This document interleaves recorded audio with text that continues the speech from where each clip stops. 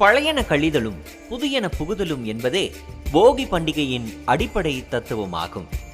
மார்கழி மாதத்தின் கடைசி நாளான இந்நாளில் இல்லத்தில் உள்ள தேவையற்ற பழைய பொருட்களை அகற்றி சுத்தம் செய்வது வழக்கம். இது வெறும் வீட்டை சுத்தம் செய்யும் சடங்கு மட்டுமல்ல, நம் மனதில் உள்ள தீய எண்ணங்கள், தேவையற்ற கசப்புகள் மற்றும் எதிர்மறை சிந்தனைகளை நீக்கி புதிய நம்பிக்கையுடன் தை மாதத்தை வரவேற்கும் ஒரு ஆன்மீக செயல்பாடாகும். நம் முன்னோர்கள் இயற்கையோடு இணைந்து வாழ்ந்ததால் பழைய துடைப்பம், முறம் போன்ற மக்கும் பொருட்களை அக்னியிடம் சமர்ப்பித்து சுகாதாரத்தை பேணினர்.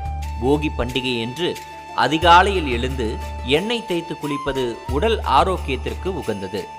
விடியற் காலையிலேயே வீட்டின் முன் சிறிய அளவில் நெருப்பு மூட்டி அதில் பழைய பொருட்களை இடுவது வழக்கம்.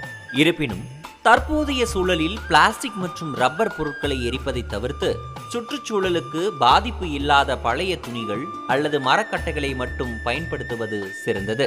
இவ்வாறு செய்வதன் மூலம் இல்லத்தில் உள்ள திருஷ்டிகள் நீங்கி தெய்வீக ஆற்றல் குடியேறும் என்பது நம்பிக்கை. மாலையில் வீட்டின் நிலை கதவுகளுக்கு மஞ்சள் குங்குமம் இட்டு வேப்பிலை, ஆவரம்பூ மற்றும் சிறுபீலை ஆகியவற்றை சேர்த்து காப்பு கட்டுதல் என்னும் சடங்கு நடைபெறும்.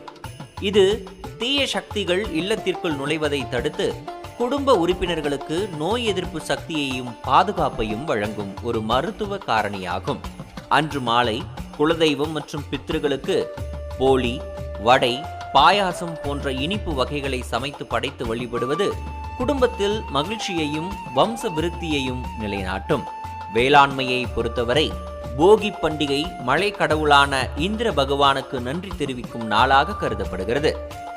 நல்ல மழை பொழிந்து பயிர்கள் செழிக்க அருள் பாலித்த இறைவனுக்கு உழவர்கள் இந்நாளில் தங்களின் நன்றியை சமர்ப்பிப்பார்கள். வீட்டின் முற்றத்தில் அரிசி மாவினால் அழகிய கோலமிட்டு மாவிலை தோரணங்கள் கட்டி இல்லத்தை பொலிவுற செய்து தைமகளை வரவேற்க தயாராவதே போகி பண்டிகையின் முழுமையான கொண்டாட்டமாகும்.